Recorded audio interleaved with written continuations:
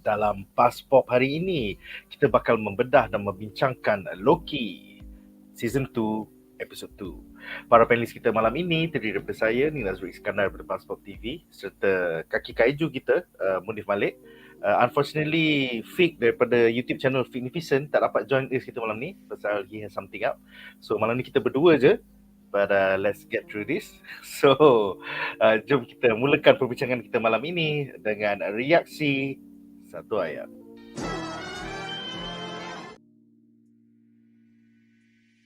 Alright, so reaksi satu ayat.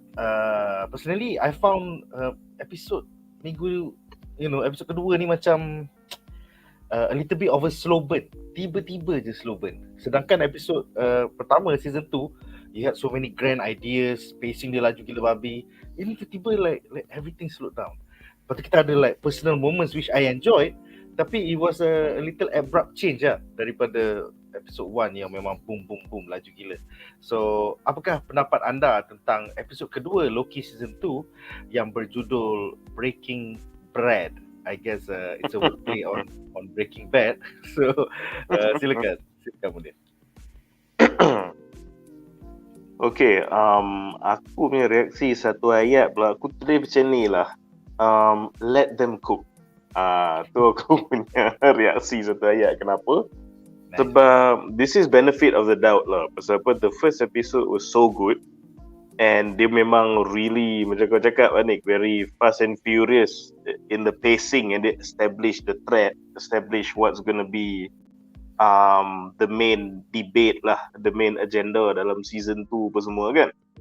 Tapi itulah, dia bila datang second episode, aku pun cakap juga, dia macam macam the pace macam completely lain. Lepas tu tiba-tiba kat ujung-ujung tu macam dia fast forward pula in the resolution kan. So nampak lah ada pacingnya irregularity, so to speak. Tapi kenapa aku cakap let them cook tu is because okay, we have six episodes, alright, which is not that many episodes. So they have a limited amount of time, and kalau kau tengok betul-betul, they actually have many things untuk diorang resolve. So walaupun aku faham the second episode ni the pacing is a bit slow, probably like too slow for my liking pun. Tapi considering all the topics at hand yang dia sebenarnya macam tengah tabur the grassroots tau. Okay, the first episode had to be the way it was sebab kau nak grab orang punya attention.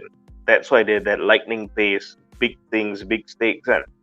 The second episode, again macam cakap, a bit slow burn, maybe like too slow for my liking pun admittedly. Tapi aku rasa dia necessary sebab dia laying the groundwork for many things tau. Ya, aku rasa the series akan explore sebab they lay the groundwork for the TVA Civil War, pasal the perihal with the temporal loom, which subsequently affect what's going to happen to the multiverse. Lepas tu pasal nak reconcile Sylvie. Lepas tu pasal a bit about Mobius punya past life and the debate about the past life of everyone in the TVA. And then kau tak cakap lagi pasal Miss Minutes dengan Renslayer apa semua kan. So aku rasa this episode was important tu kerana dia macam sentuh a bit all of those things tapi really at the groundwork tau. And aku faham why this couldn't be the first episode juga sebab nanti orang start untuk potong. So first episode sebab tu dia pacing dia je tu. So second episode faham lah kenapa dia macam ni. A bit kurang from the first episode obviously. But I get it. In the end, aku rasa this will be justified kalau kita nampak the payoff in the later episodes lah. So sekarang ni grading by episodes as they come kan. Tapi maybe throughout the 6 episode complete season 2 ni kita akan nampak why the pacing had to be this way for episode 2 lah. Hopefully bro, hopefully, fingers crossed. Pasal kita ada member kita orang daripada kakucupure.com, Alif, yang dia dah tonton 4 episod of Loki pasal dia kena interview the pelakon ataupun penulis atau pengarah Loki season 2. So dia kata lepas tengok 4 episod dia kata boring.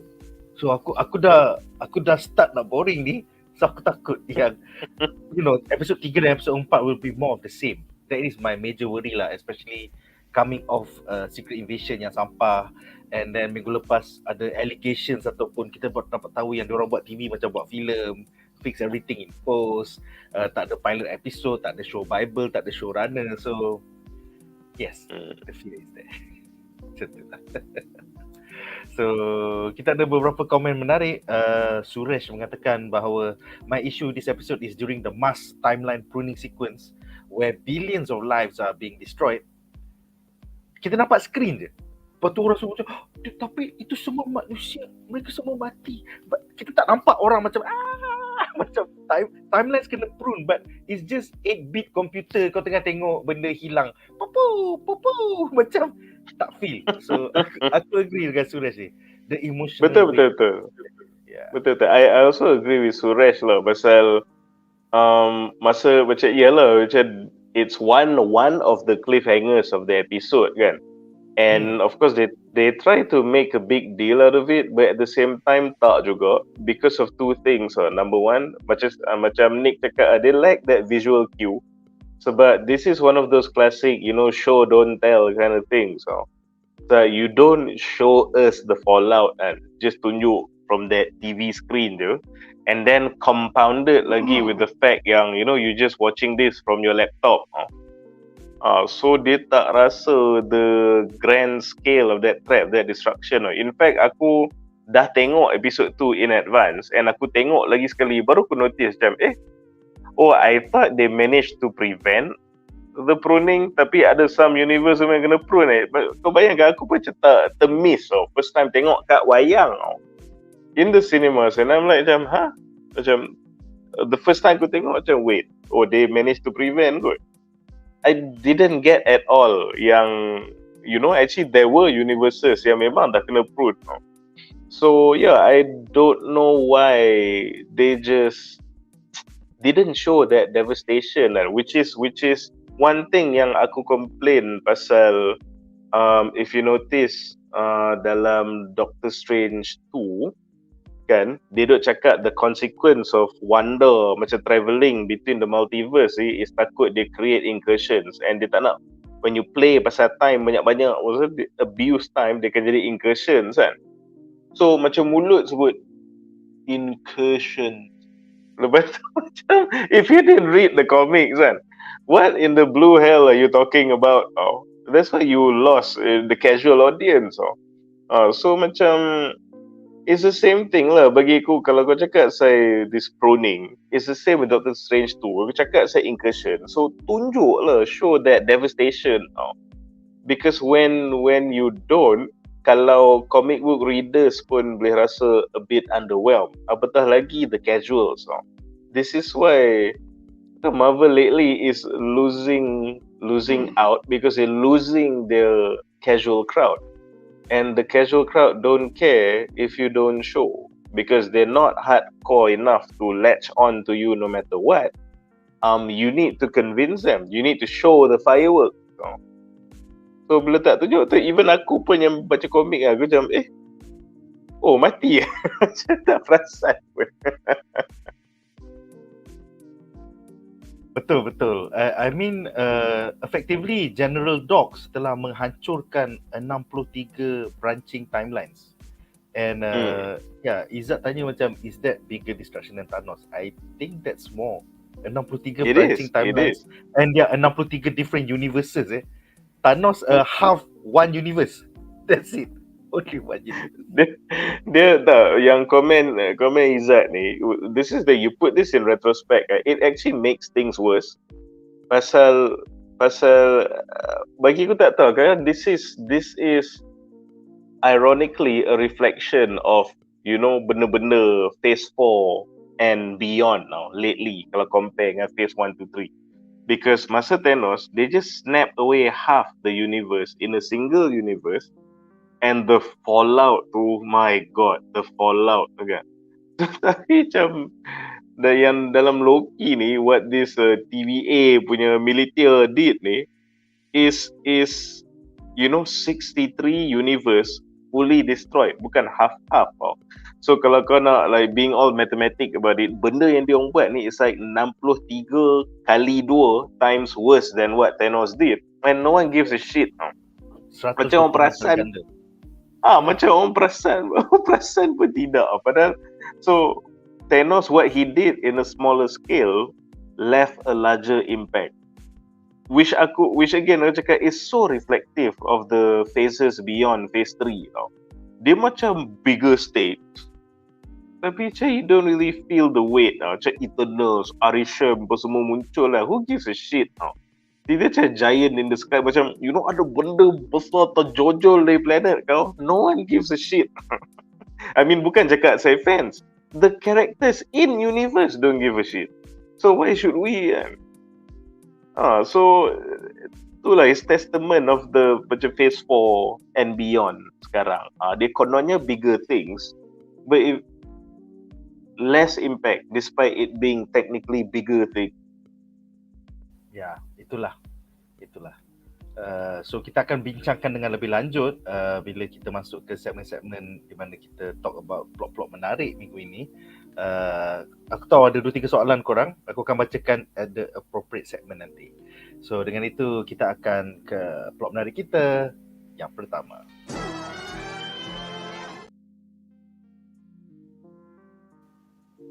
Alright, so plot menarik kita yang pertama adalah kita ke 1977 London, UK, di mana kita follow Hunter X5 yang dah AWOL dan tiba-tiba jadi pelakon.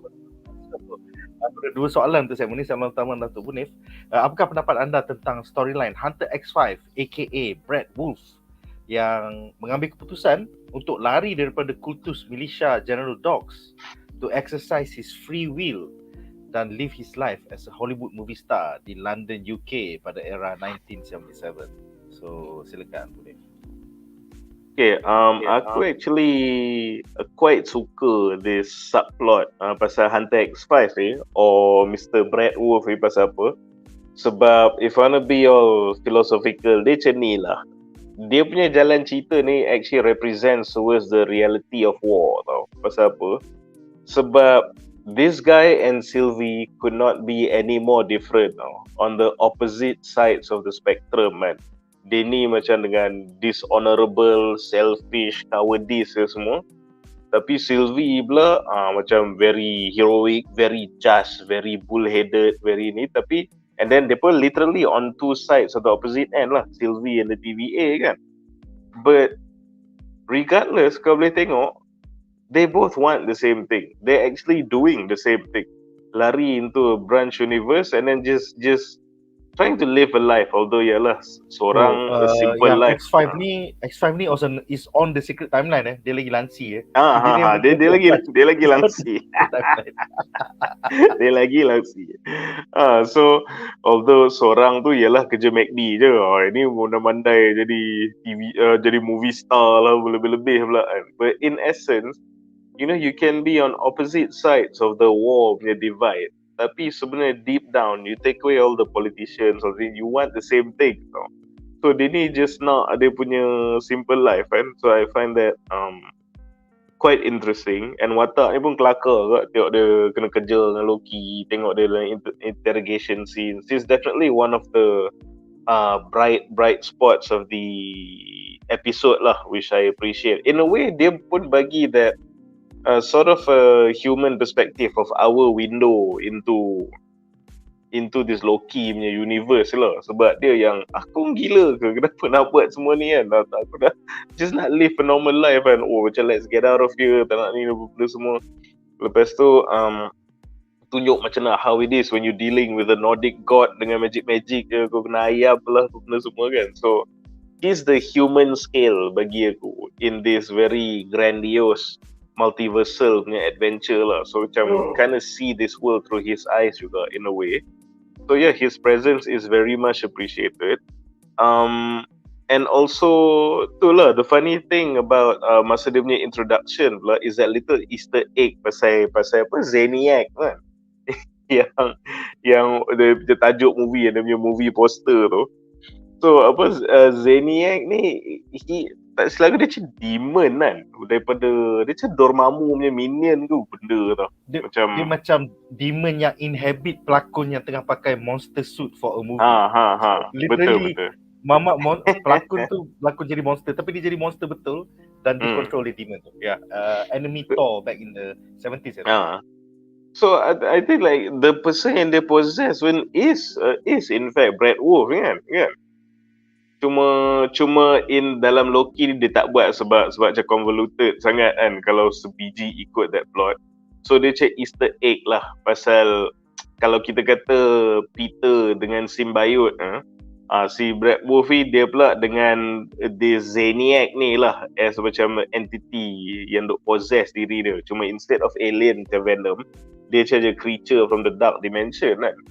So but yeah, it's just a nice Easter egg lah, throwback to that time. But here's the funny thing now. Brad Wolf is a super minor character dalam Marvel punya lore, but at least he is actually part of the villains for one of the founding Avengers kan, Thor kan.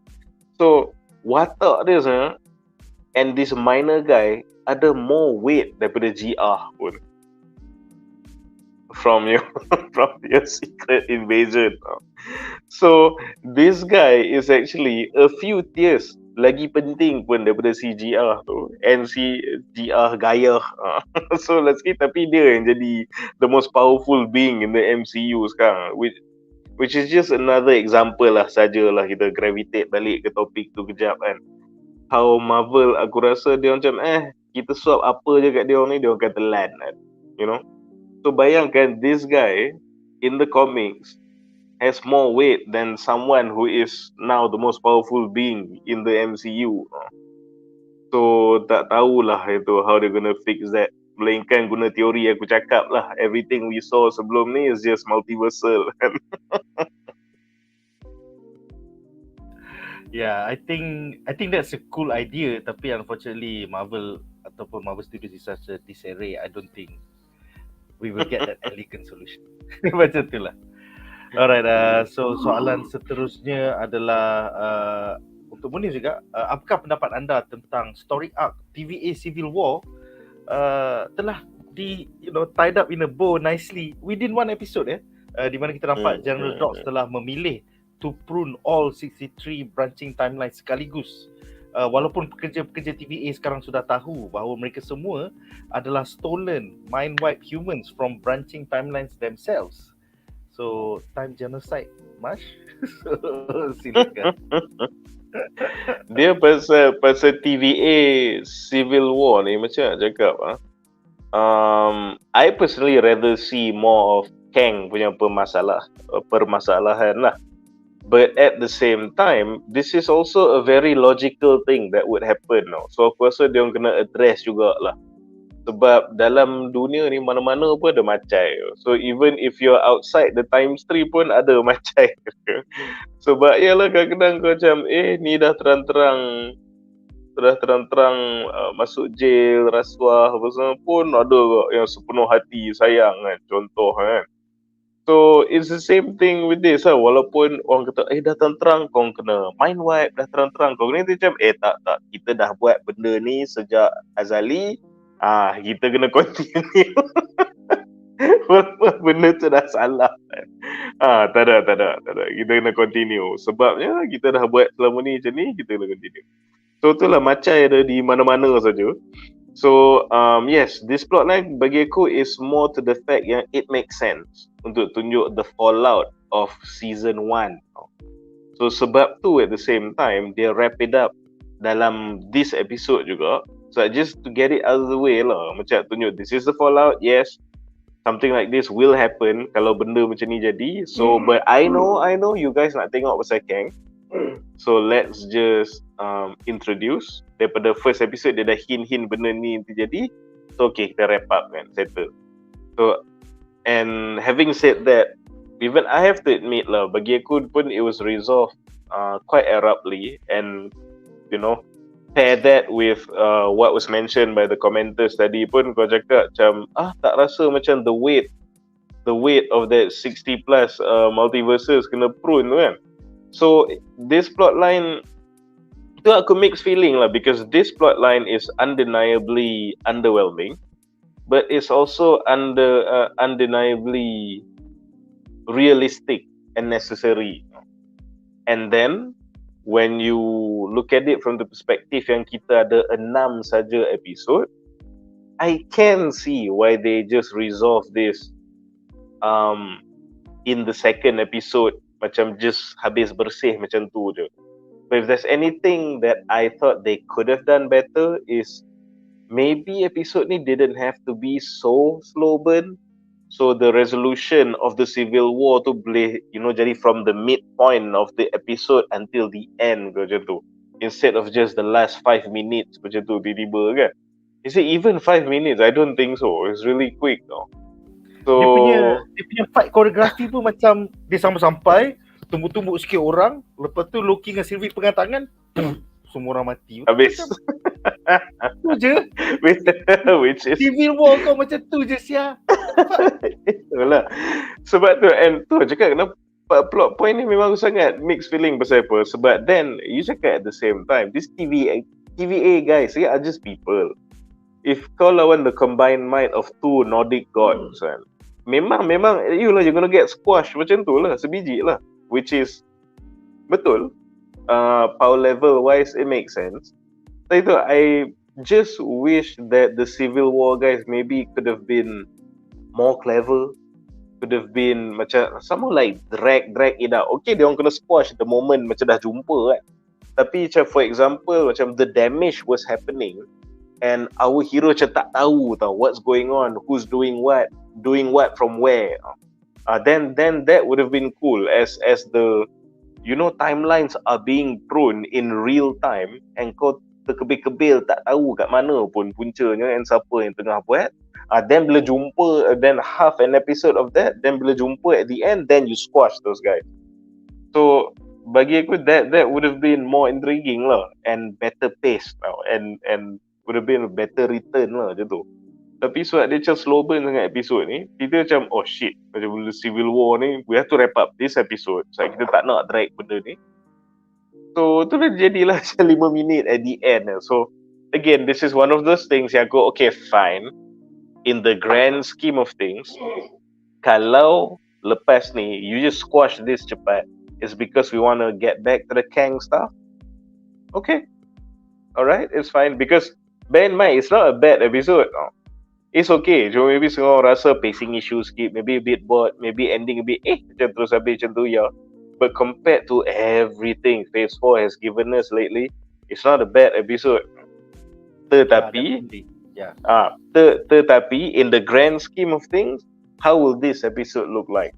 That remains to be seen. Kalau lepas ni episode 3, 4 tiba-tiba duk deal pasal TVA punya uprising lagi, then aku tak faham. Kan macam why you get this out of the way and then it's more of this people bullshit instead of Kang. Then aku akan kau tengoklah, aku akan start bebel lah. Aku rasa maybe kalau nak continue the Civil War punya storyline pun, it will be the trial of General Dogs in which honestly I don't even want to see. Sebab so to be fair, this is the resolution, tapi kau terang-terang bomb 63 innocent timelines kan. You go to jail, that's it. What's there to go to court about? I don't want to see that shit. I want to see kalau aku nak tengok more of this Civil War thing, is them outsmarting the 2 Nordic gods. But that has passed. That boat has sailed. So now I don't want to see. Kau dah macam just ended the thing macam tu. Okay, let it stay ended. So can we just move on back to Kang? Then it'll be worth it to squash that plot just like that lah episode 2. Supaya kita dapat 4 episod tentang Victor Timely, tentang Ravonna Renslayer, tentang He Who Remains dan juga Kang the Conqueror. Tolong. Exactly. So, yeah. Hopefully lagi episod 3, episod 4 bukan slow burn lah hopefully. Pasal member aku dah tengok dia kata boring. So aku cuak sekarang. Aku Alright, so kita ada 13 soalan menarik. Bagus, korang ada banyak soalan malam ni. Pertama adalah daripada Muhammad Hazim yang bertanya, adakah Kang the Conqueror, the real one, will come back as the big bad dalam siri ini? I think the focus is on He Who Remains dan juga Victor Timely. Kang kalau ada pun maybe sebagai babak mid credit ataupun post credit dalam season finale lah. Itu teori Brazil aku lah. Pendapat kau, Munif? I agree. Pasal apa? Sebab again, logistically, season ni ada 6 episod kan. So we have gone through 1/3 song. Memang kalau kita cakap baru 2 episod, dia bunyi je sikit. Tapi 2/6 dia jadi 1/3 song. So 1/3 of the story, not a single Kang. So you have to assume the ones that will appear will either be He Who Remains or itulah macam kita dah tengok dalam end credits after Quantumania. It seems macam Victor Timely will definitely be here, but then He Who Remains has to be here too kan. Sebab dia pun it's his presence yang duk takut-takut dan banyak disebut apa semua tu. So I don't know if a third Kang and the prime Kang lah so to speak akan make an appearance in this, you know, what is just 4 episode left. And then macam aku cakap masa awal point aku first tadi, you guys have to remember walaupun kita dah clear out the Civil War issue, it's not like the last 4 episode can focus on only Kang. Because we have the temporal loop yang tengah problem, nak reconcile Sylvie punya feelings and everything, Mobius punya past life and the whole TVA punya past life, multiversal problems, Miss Minutes mana, Renslayer mana. So you put all that shit together, 4 episode lagi, 2 episodes without a single Kang yet. Aku rasa they will not have room for 3 unless it's an end credit. Macam Nick cakap lah, something tu. Ya, macam dia baru keluar daripada toilet, dia macam lega. That's it post credit. Betul kau macam hangat, kau baru keluar dari toilet, bodoh siang Kang. He was in the toilet for 6 episodes bro. He was in the toilet for 6.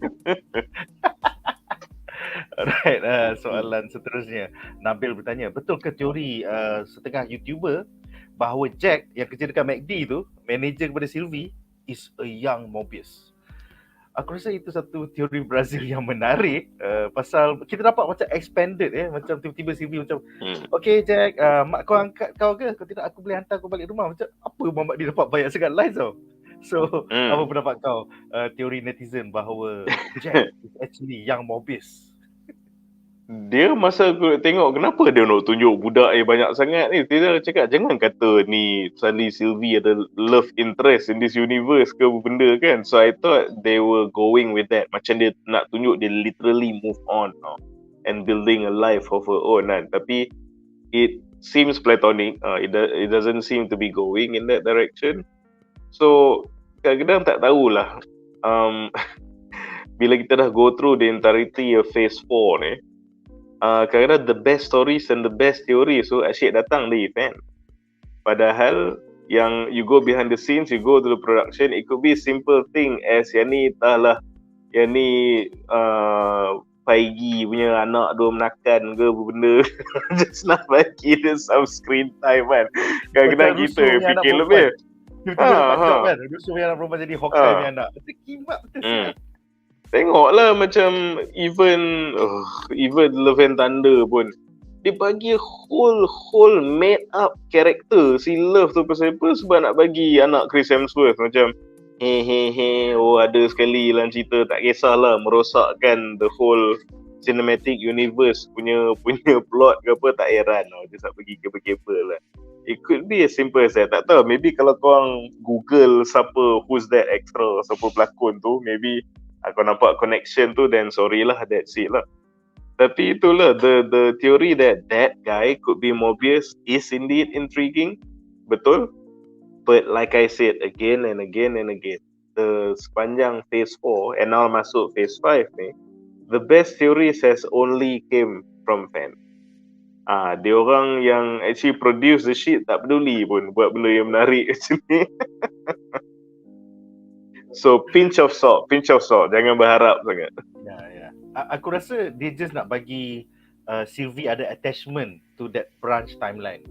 So macam dia care for his co-worker, dia tahu Mamat Jack tu mak dia datang ambil daripada tempat kerja. Itu je. I think it's as simple as that. Nick, bila kau sebut macam tu, that actually gives me a thought. Such as Sylvie pun cakap, dia tak nak involve, dia tak nak lawan. Dia cakap, I don't care what you saw in the future, I'm not gonna be there. So, but we know she will be. So, boleh jadi tak kalau kau cakap this guy is to build attachment to Sylvie, he's gonna be subjected to a fridging punya treatment. Aku rasa that guy and dia punya universe tu akan kena nanti rasanya, which will throw Sylvie back into the trenches lah. Ni pendapat aku lah. Betul. Dia sebagai pembakar motivasi untuk Sylvie kembali ke TVA to beat the shit ataupun clean up. Yeah, I think that's all. Kadang-kadang the simplest solution is the correct answer. Kadang-kadang lah. Dia macam ni lah. Last aku nak komen pasal benda ni. Last aku nak tambah. Some unknown guy kau speculate jadi itu ini kan. So kita semua excited kan. Kalau kau ingat WandaVision, itu terang-terang pelakon Quicksilver pun dia boleh troll kau. Apatah lagi some unknown guy. Dah terhidang atas piring macam tu pun dia boleh ludah. Ini kan pula kau ingat dia nak fikir nak buat satu juadah baru untuk kau kan. Betul. Ya, set Boner. Alright, seterusnya Fadil Ahmad bertanya, Sylvie punya branch tu kenapa tak kena prune? That is a very relevant question. Kalau General Docs dah cantas 63 branch timelines, kenapa branch timeline Sylvie masih wujud? Aku harap ini akan terjawab next week ataupun macam kita spekulasi tadi, branch timeline tu pun akan dicantas juga. Cuma kita tak nampak. Aku rasa sebab dia random detonation kot. Sebab kalau tengok apa yang dia nak buat, sebab bagi dia orang semua branches tu is tak patut wujud. But it's not like they target every branch specifically tau. Kadang-kadang it could be as simple as kita tahu ada TVA agents yang macam pergi scout and oversee these branches kan. It could be as simple as semua agent TVA yang macai ni, yang dia letupkan ni are the ones that they were stationed at. Boleh jadi macam tu lah. Aku rasa yang mana dia orang pantau, yang mana dia orang ni ke apa benda ke. So that's within proximity dia orang. Itulah yang dia orang detonate kan. So sebab dia random kan. And then from there maybe then they can go to the uncharted punya timelines and branches ke apa, which is Sylvie punya timeline is one of those lah aku rasa. Yeah. Alright, next question daripada Iqbal Lee yang bertanya, kenapa dia tak tunjuk scene, kenapa tiba-tiba nak tangkap Brad? That's why the beginning of episode 2 was kind of weird. Pasal Brad macam dah berlakon selama beberapa tahun sampai dia ada career boleh jadi pelakon utama dalam filem di London premiere tau. So maybe itulah the way the episode starts is so pelik because tiba-tiba Loki ada kuasa di balik. Sedangkan dalam episode dalam season 1 dia asyik tak dapat guna kuasa magic dia asyik kena tangkap dengan TVA. So yang ni macam I think council semua macam okay lah kita bagi balik Loki magic dia. So like some time has passed between episode 1 and episode 2 and dia start tu rasa pelik. Macam berapa lama dah Brad hilang jadi pelakon dekat London ni, right? It's there's like a time jump and then there's a time jump and then it's a slow burn. So it feels very weird kita dari episode 1 ke episode 2. And the irony of that is apa tau? Itulah dia cakap dalam TVA the time is a bit wonky kan. So this is a meta simulation of that lah sebenarnya. So kita bila masa dia dah berapa lama kau ni apa yang tengah berlaku ni kan. So dia macam ada pening sikit pasal dia punya timeline tu. Tapi aku agree lah, macam aku nak tengok few times macam kenapa dia nak tangkap Brad ni? Why is it Brad has the answer kan? So aku just assume maybe it's because so macam kata lah, mereka kan ada the respective timelines and mereka kena oversee and prep for detonation ke apa ke. Maybe kebetulan Sylvie pergi to that timeline yang Brad was overseeing mula-mula. So bila dia tahu, alamak, so I have the information now. Ya, cuma dia tak nak dengar cakap Docs, lepas tu dia nak hidup diri dia sendiri. So dia dah jumpa Sylvie, dia tak bagi tahu Docs and then dia pergi jadi pelakon in the sacred timeline tau. That is the worst thing to do as a TV agent tau. Kau take care of the branch timelines and kau jaga secret timeline. Yang ni kau fuck up secret timeline, kau jadi pelakon, muka kau everywhere. Aku pelakon sekarang guys, aku pelakon. Yalah, because yang celaka si Brad ni, the fact yang dia pergi to the sacred timeline and then insert himself jadi pelakon in history, he actually created another branch by doing that sebenarnya. Betul, exactly man. Dunia di mana Brad Wolf telah menjadi popular dan menjadi seorang pelakon. Betul lah. Alright, kita ada 10 lagi soalan. Muhammad Hazim bertanya, Muhammad X5 ni pernah muncul dalam Loki season 1 ke? Yes, kalau korang replay balik, actually Muhammad X5 ni is the one yang telah prune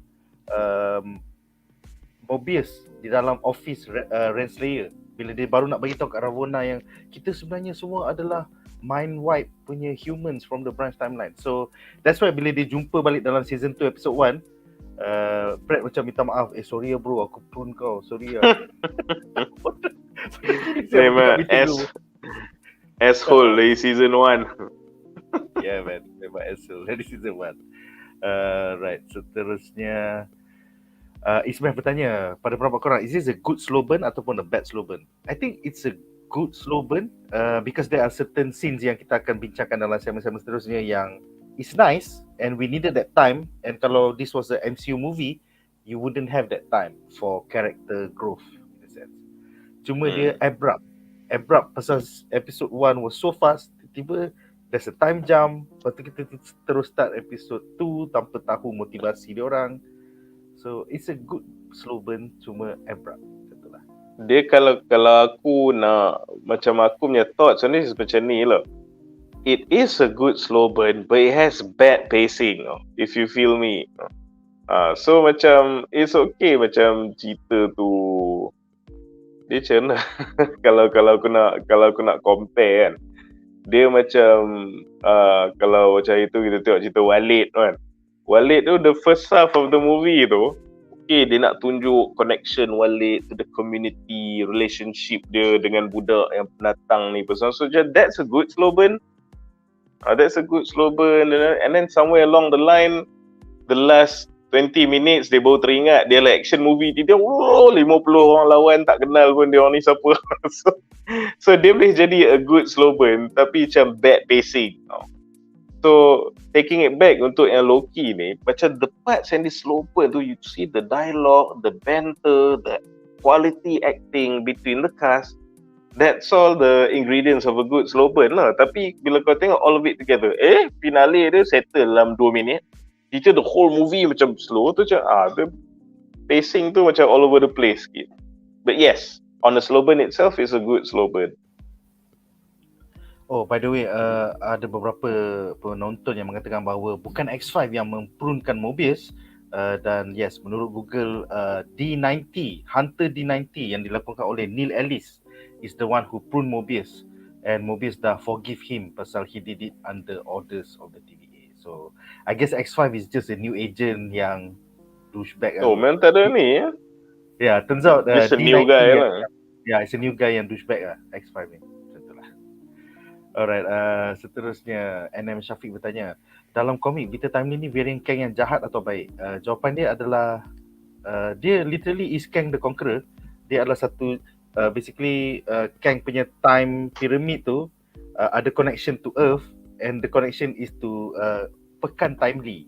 So it's just a variant, it's just Kang yang tukar jadi kulit putih. Well, Kang is kulit putih anyway dalam komik. So jahat, he is jahat. Ya, tentulah. Cuma dalam ni he is a variant of Kang the Conqueror. Instead of literally Kang tunjuk muka dia back in old timey USA, and then dia macam Tony Stark of his time pasal dia membawa teknologi zaman depan 100 tahun lebih awal. So Timely sebagai pekan tiba-tiba jadi kota yang besar pasal Kang.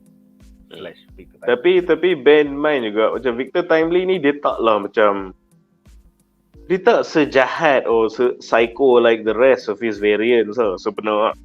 Sebab tu Timely ni, there's a few times yang if there is a Kang yang maybe ada hope untuk bekerjasama with or menyumbang sikit to the cause is Victor Timely lah. dia bagi aku macam he's a bit more reasonable, so they may be more objective than the other Kangs. So the other Kangs tu cannot be reasoned with.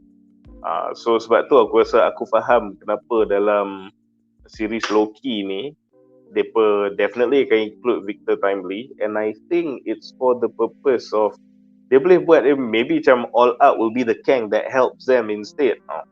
Ni aku punya speculation lah. Ni aku punya speculation pasal Victor Timely. Well, kalau kau tengok a few of the teasers for this season 2, there's Ravonna Renslayer in Victor Timely's timeline pakai baju 1880s holding a gun, macam TVA gun. So I hope we'll get to see that in the next 2 episodes, because we have to go check out Ravonna and Victor Timely soon. So tak sabar. Alright, kita ada 7 lagi soalan. Seterusnya Ismail bertanya, kiranya Secret Timeline dah selamat lah kan lepas kena bom. Effectively, pasal 63 branch timeline telah dicantas, hanya tinggal 23 je yang Sylvie punya je. So yes, effectively masalah yang screen beyond the red line yang daripada episode 1 tu dah dibaiki. And actually this is the second time diorang mencantas multiple timelines. Because kalau korang ingat Loki season 1 episode 3 ke, di mana tiba-tiba Sylvie buat bomb over 24 timelines and then they resolve it between episodes. So this is, kali ni diorang waras. Diorang tahu that they are literally destroying variants' lives because they themselves are variants. So itu je lah, that's the only difference lah. From season 1 diorang buat kerja je, macam that's why kita tak, everything was off screen. But this time kita nampak B5 Hunter B5, KC, semua macam diorang dah realize that they are destroying universes. Tapi kan bila kata selamat ni is relative lah. Pasal apa? Sebab kalau kau tengok the reason kenapa dikatakan multiverse or the branching timeline tu bahaya is bukan pasal the sacred timeline tu nanti rosak. It's because the branches akan lead to Kang, and then dia akan jadi another Kang Civil War yang memang akan destroy timelines and yes, put the sacred timeline at risk juga. So bila kata selamat ni, dia selamat daripada when you prune, dia selamat daripada the threat of multiversal Kangs lah. But what cosmic damage is done to the sacred timeline, kita still tak tahu. Sebab lah episod ni dah hint macam ada masalah with the loom ke, with the sacred timeline kan. Yes. But yang tu kita akan bincang kemudian lah. So tu kata selamat tu relatif. Dia selamat from multiple Kangs, betul. But is the sacred timeline selamat? That remains to be seen. Betul. Alright, kita ada beberapa soalan lagi. Ismail juga menambah, adakah Loki dan Sylvie buat power of love? Pegang tangan jadi power. They did the same move dalam season 1 bila nak kalahkan Alioth, pegang tangan. And then they use their charm ataupun Loki magic to gain control of Alioth. So yeah, it's been done before and this is the second time we're seeing it. Kemudian Rizal Mustafa bertanya, confuse kejap, yang branches tu semua universe sama kan? 616 bukan universe lain. Basically they are branches of 616. So kalau kau tengok balik screen tu, yang bila dia nampak semua branch tu hancur, kau boleh nampak 616.823 and then 616.xyz. So they are branches from 616. Ya, macam itulah. Manakala kalau kau tengok dalam Multiverse of Madness, yang dunia Fantasy 4 tu is 832 ataupun 823. So that is a whole different multiverse. It's not a branch of 616. Itulah. Alright. Fikri bertanya, soalan scene yang Sylvie dan Loki dan Mobius pergi ambush TVA tengah terminate timeline lain tu, scene tu dekat timeline mana? Dekat timeline Sylvie ke? Sebab tiba-tiba je sampai situ. I think it's a branch timeline juga.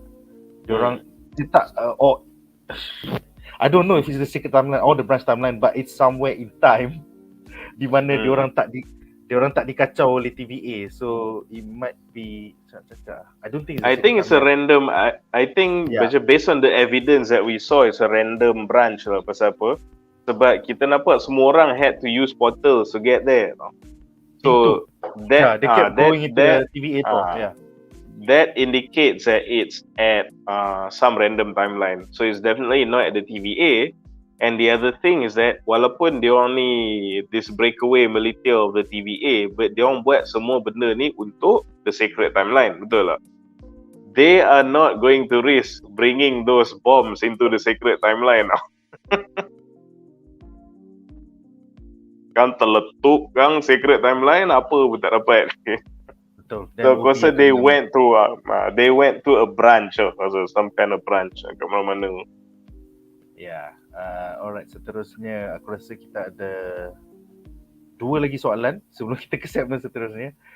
Mike Dillon bertanya, kenapa TVA just biarkan dan tak fix branches timeline dekat episode 1 sebelum Sea Dogs decided to prune the timeline? Because aku rasa they have a loss of power. There's a power vacuum di mana Judge Renslayer hilang, and then 3 idol yang diorang percaya selama ni, the timekeepers, does not exist. So macam this power vacuum menyebabkan diorang macam aku nak buat apa ni, aku nak buat apa? There's nobody giving a command.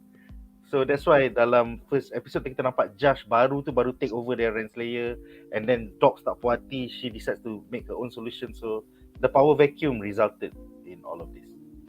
Dia sebenarnya this question and subsequently Nicknya answer pun kan reminds me of a conversation I had dengan one of my students masa aku mengajar dulu. Ada student aku ni dia orang Iraq dia daripada Iraq. So aku just saja tanya dia, hey, you know the US macam we took out Saddam Hussein apa semua kan. As an Iraqi, macam aku tak nak dengar dalam berita apa semua. As an Iraqi, what do you think? Is this a good or bad thing? Dia kata, well, Saddam Hussein kena take out tu adalah positif dia. Dia kata, betul. But here's the thing, sir.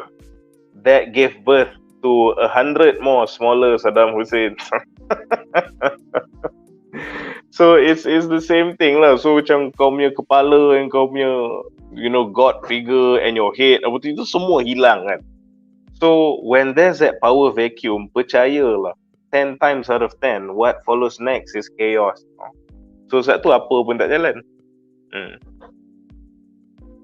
Yes, aku setuju. It's just kadang-kadang you need a Gaddafi or you need a Saddam so that all the chaos will follow one super jahat guy, and diorang macam dengar kata.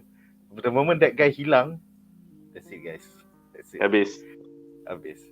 Alright, so dengan itu berakhirlah segmen pertama kita. Kita ada banyak soalan. I think that was about 25 questions. Dengan ini kita akan ke segmen menarik kita yang kedua.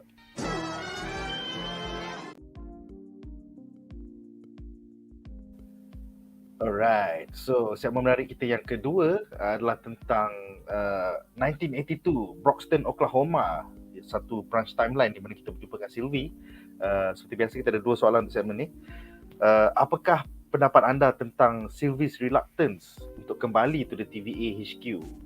She just wants to live her own life as normal as possible. Walaupun sebagai sekadar employee McD je in a branch timeline.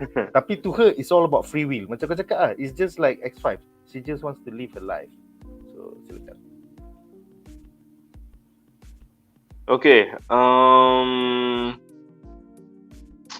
dia memang, it's actually, macam mana kata, it shows a different side to Sylvie, tapi at the same time, it's very in line dengan Sylvie punya karakter. Sebab, yalah, dia, kau kena imagine macam ni lah, she has spent her entire life being on the run. So this multiversal punya militia wants to kill you since kau budak-budak, and they telling you your existence, your memories, where you came from, your family, your friends, every atom from where you came from is a mistake. So itu dia dari kecil. So working at a McD is a big upgrade from that. Kau bayangkan the kind of life that she went through. So so it makes sense that, you know, aku dah penat lawan dia. Dalam mula ingat dia literally fighting some time god. So dia rupanya tu just robot. Itu macam, but then the militia behind them is definitely still real. Lepas tu kau lawan pula, you know, some guy at the end of time who claims to control all of time. You actually killed the guy. and they warn kau akan the multiversal punya consequences, you know. Dia jadi, kau pernah tak bila kau banyak gila assignment or banyak gila kerja and kau just decide untuk tidur. So bagi aku Sylvie tengah going through that withdrawal lah. They just, you know what, apa, nothing's gonna, you know, I want my break. Oh, screw that. So saat tu bila finally macam Loki datang jumpa dia, you know, a person your variant who shared so much history with you, and then she didn't give a shit. Aku, you know, nak cakap fine, kau nak order benda tak? Okay, then piss off. Oh, kau nak cakap, tunggu aku break 5 minit lagi. Oh, kau nampak aku in this very dark punya future punya nak prophecy. So, I don't care, aku tak nak.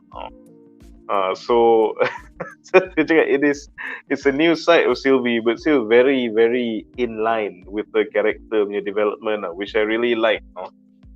Yeah, you can imagine it's very frustrating for her lah, sebab all her life she's been trying to defy destiny, and then dengan membunuh the guy who controls all time, she felt that she actually beat destiny. But then surprise, surprise, destiny comes a calling again. So tu yang dia macam sangat reluctant untuk ikut, but you know that's time for you. Dia ironically from the Fox X-Men punya movies yang si Beast tu pernah cakap dalam Days of Future Past, dia kata you can change the past, you can change this and that, but time is like a river tau. Kau boleh buat ripple sana sini, at the end of the day they can flow down the same path. There are things you cannot change. So Sylvie thought she did the miracle by killing He Who Remained, and then tu lah macam bila benda ni jadi balik, so which memang kesian dia lah sebenarnya. So we totally get why she was happy just working at the McD, tak ada orang cari ke apa semua. Lepas tu lah, it's just too bad for her. She is too much of a big deal to just be working at the McD, spending her life there. That's not gonna happen, Sylvie. I'm really sorry. Betul kalau tengok belakang, siap. Aku perasan macam ada plaque tunjuk macam employee of the month ke apa benda kat belakang tu gambar dia. So, yeah, when you get the life that you want, kau pun akan another lesson is that dalam hidup kita, iktibar kita boleh ambil dari sini apa. Bila kau buat benda apa yang kau nak buat dalam hidup kau, orang tak payah paksa pun, kau akan perform. Kau dengan sendirinya akan perform, akan give your best because that's what you want to do. So that's what Sylvie did in that timeline. Tu je employee of the month lah, benda semua. So tu lah macam faham why she is where she is, but also kesian because we know it's not gonna last. And macam aku sebut tadi, I dare to speculate juga dia punya timeline tu akan kena tu dia. Timeline ni this particular branch akan kena. That's my speculation. Definitely, man. It's gonna be a sad day bila Jack, mak dia dah tak angkat. Pasal mak dia dah mati, Jack pun dah mati. Right. Soalan but before that, satu benda nak tambah. How clever is McD tau. Aku bila-bila masa tengok episod, tengok scene ni kan, dia macam tengok mobil cakap saya, lah makan lah apple pie dulu, benda semua lah makan ni. Aku tengok, gila aku lah dia ni. Macam keluar lah. Macam dia cerita like, we're eating here like gentlemen. I even bought you a shake. Macam babi trending dia. Aku terus, tak lah tu macam aku terus rasa macam, aduh kenapa je sedap lah fikir McD ni, pandai betul dia orang ni. You can say what you want but it works tau. Aku memang, kita lah consumer, kita memang terkonor lah, tak boleh buat apa. Betul.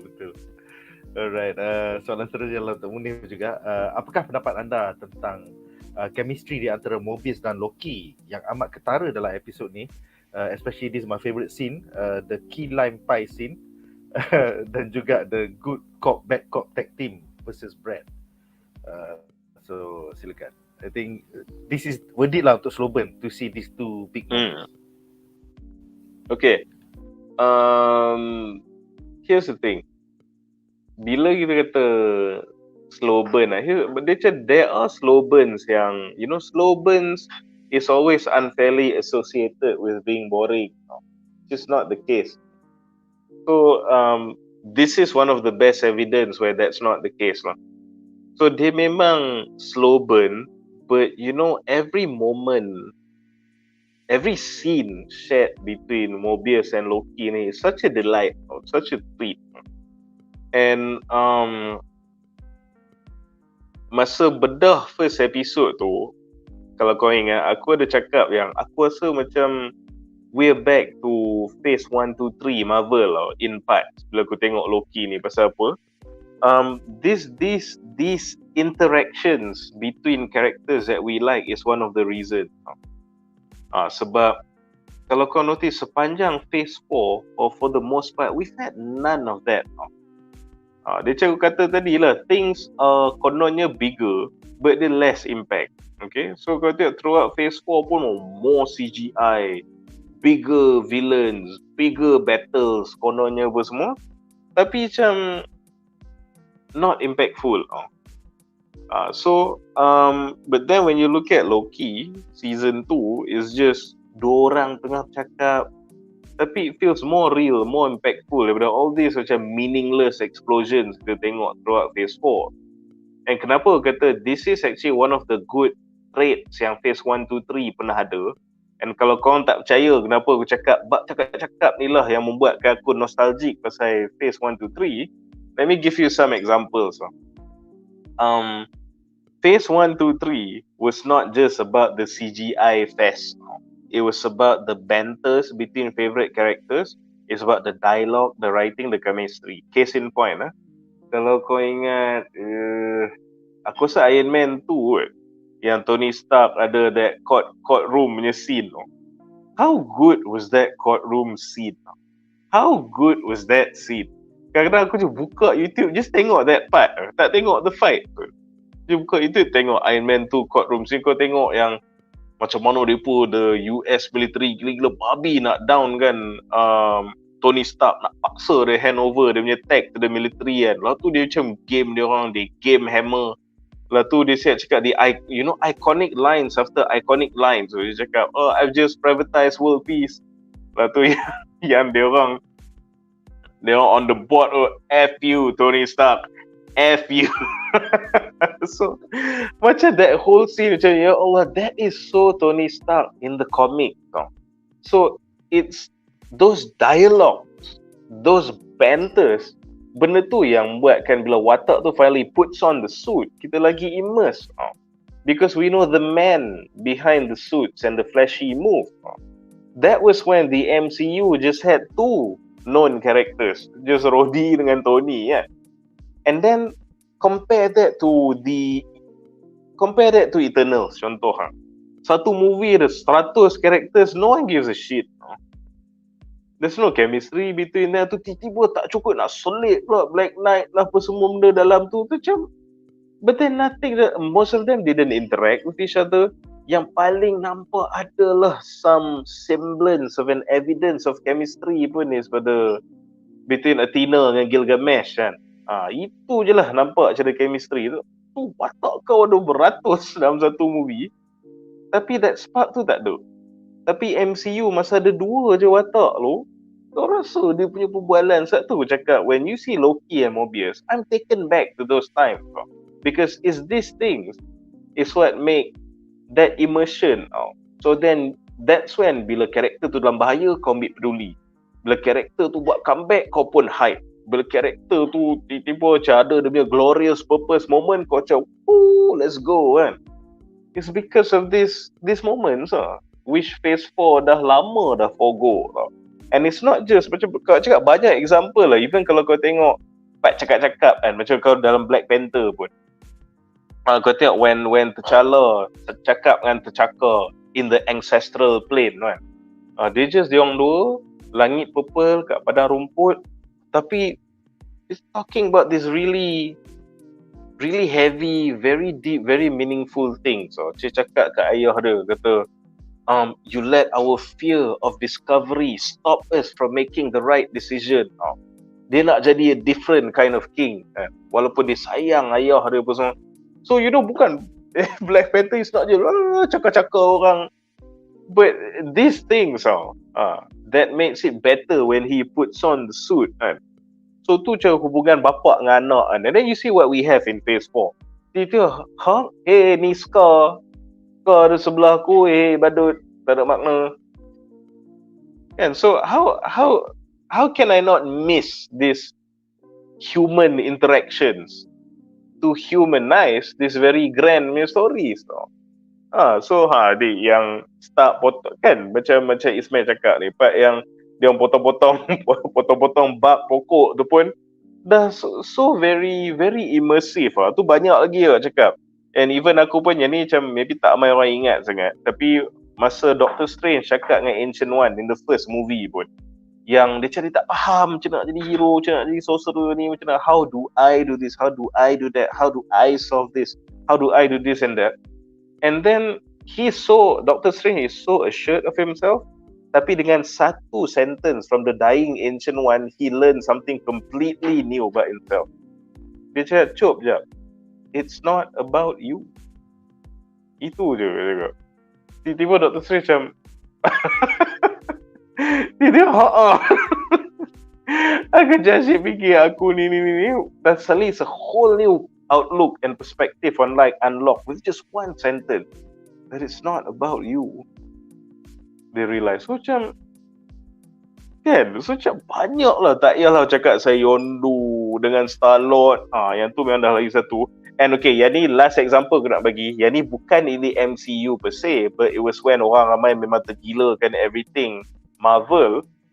Is kau ingat tak Netflix series Punisher, when Daredevil had that conversation dengan Punisher on the rooftop, so debating mereka punya philosophies, why they do what they do kan. Yang si Daredevil tu, dia nampak Punisher, kau ni bodoh, you just a bloodlusted murderous bastard, macam there surely is no convincing points from you, you're just a maniac kan. Lu cakap you guna the justice system lah, semua. Tapi tiba-tiba Punisher cakap balik kata, when you put people away they come back right out, when I put people away they stay down. Satu aku bunuh orang pada kereta tu, macam Punisher betul. So macam tak buat apa pun, bercakap je. So satu kata, yes, it's slow burn, this episode of Loki ni, but that slow burn is not filled with shit. It's actually filled with this type of things, whether kau realize it or not. It's a big part of why we love phase 1, 2, 3. This interaction. So, I would say all the Taika movies are fast paced, but then it's filled with shit. So kau nak movie kau laju-laju letup-letup tapi sampah, atau kau nak take a break, dengar jap something profound, and it enhances the characters and the universe.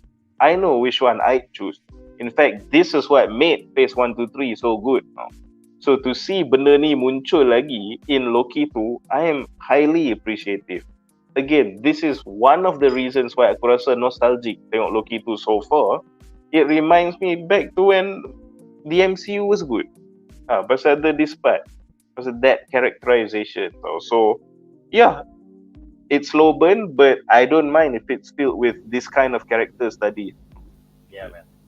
And babak ni kind of reminds me of Iron Man duduk on that donut store waiting kan? Fury. Lepas tu dia orang having a coffee together, so it's nearly the same vibe lah. Betul? Alright.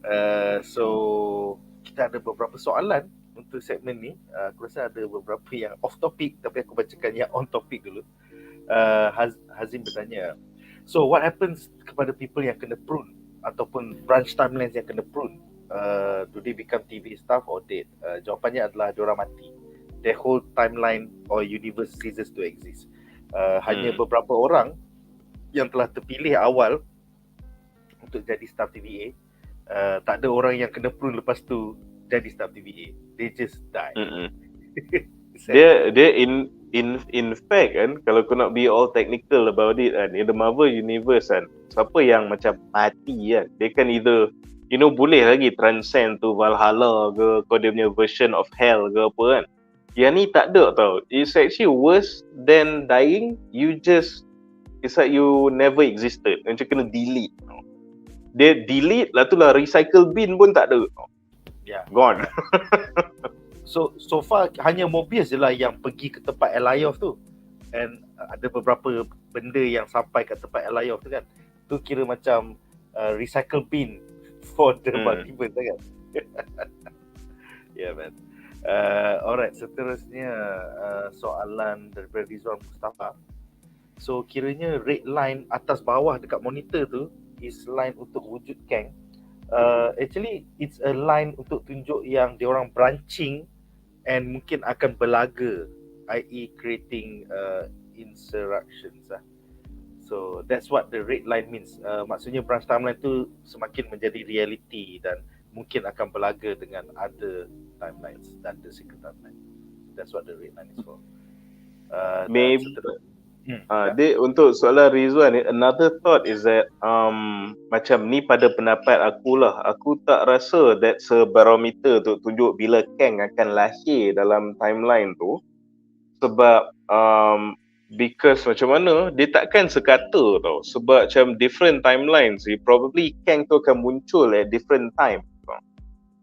So dia bukan ada macam if a universe dah pergi macam tahun 3032 contoh time tu Kang akan lahir, tak juga, sebab dia kan ada at different parts of the timeline. So aku rasa that red line tu is maybe indicative bila that branch tu akan reach macam critical mass lah. So bila dia dah macam Nick cakap, maybe who know, kalau dia dah unruly sangat, maybe benda tu yang akan jadi incursions ke, terlanggar dengan the other branches ke apa, maybe lah, we can only speculate lah. Tapi aku can say with confidence that is not an indication Kang akan muncul because of two reasons. Number one, macam aku sebut tadi, sebab it's impossible to predict at what takat the Kang will be born in each branch. Yang tu satu. The second thing is that kalau betul dia guna that line as a barometer untuk determine bila Kang akan muncul in a timeline, He Who Remains takkan letak that feature. Pasal apa? Dia tak nak all these other Kang muncul. And in fact, they renovate the whole TVA tu untuk sorok that there were ever Kangs and multiple Kangs.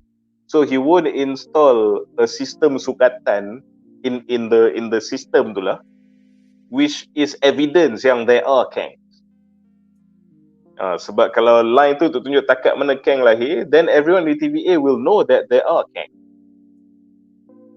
So that's why aku rasa it's not an indication of that lah. Tapi aku rasa macam yang Wan cakap, dia rasa dah ada bagi tahu red line tu makna dia apa. Tapi aku rasa tak silap aku, dia cakap say critical mass lah. Dia macam a point of no return or something. Aku rasa kalau dia dah jauh sangat lepas the red line tu, maybe macam nak prune pun susah ke apa, something macam tu lah. Yeah, betul. I think it was in the episode where they went to a Ren fair, a Renaissance fair, and then Miss Minnie Dada explained that if we don't do it before it passes the red line, then dia akan berlaga or something like that. I think there's a cartoon juga tunjuk branching timeline berlaga, yeah. Alright, they should have used that. They should have used that as an opportunity to kind of slip in incursions there. So barulah orang lagi faham what the hell was happening dalam, Doctor Strange 2 lah apa semua. Itulah what do we know. Kemudian Zuri bertanya, so satu TVA for one universe? Tidak, as we've seen in this episode, satu TVA for all universe, for more than 63 branch timelines. So yes, there is only one TVA for the multiverse.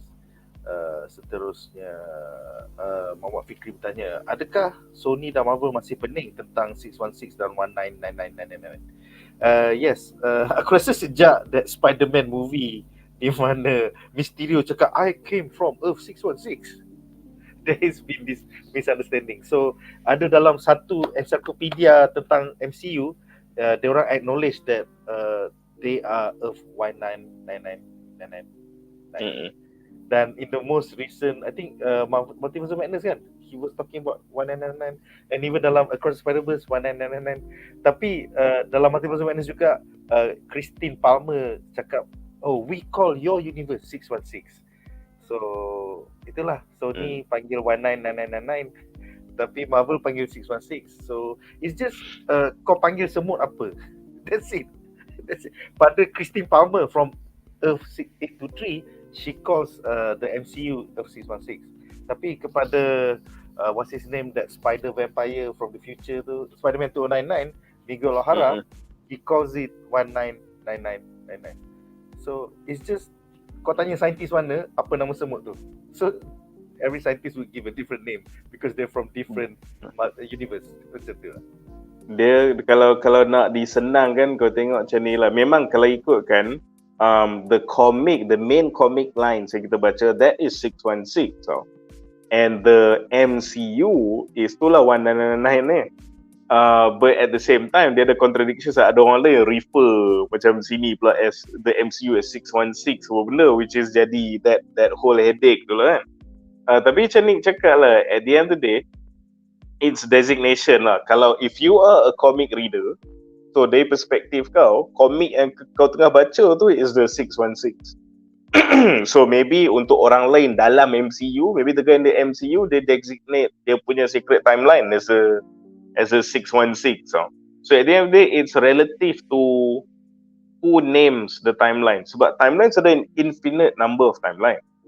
And within those timelines, there are characters yang aware of the multiversal nature of the universe.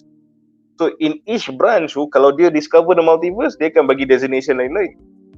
Kalau orang di sacred timeline discover the multiverse, dia akan bagi designation lain-lain. So because there's just infinite numbers of the multiverse, and within those multiverse ada infinite numbers of orang yang aware dengan the multiverse, dia kau nak senang cerita macam ni, macam kau tengok macam Nemo. Ini bukan multiverse, ni cakap saya seorang watak ni ada panggil Nemo. Orang dia panggil Kulkan. But it's still referring to the same dude kan. So cuma dia, kau namakan dia tu datang daripada perspektif mana. And even macam in real life pun kau tengok menatang tu. Kita ada menatang ni kita panggil ayam Belanda. Orang lain panggil turkey. But it's macam referring to the same thing. They just pasal from where are you naming the thing. So jangan pening kepala fikirkan ni sangat. Sebab memang pening. Sebab dia memang ada contradict pun. So senang cerita is just because depending on from which perspective are you designating the universes lah. So sebab tu in the end the TVA, instead of bagi number, dia senang cerita, the TVA kata yang di ori tu panggil sacred timeline. Dah. Kau jangan confuse, kau nak panggil tu number apa daripada perspektif korang, whatever.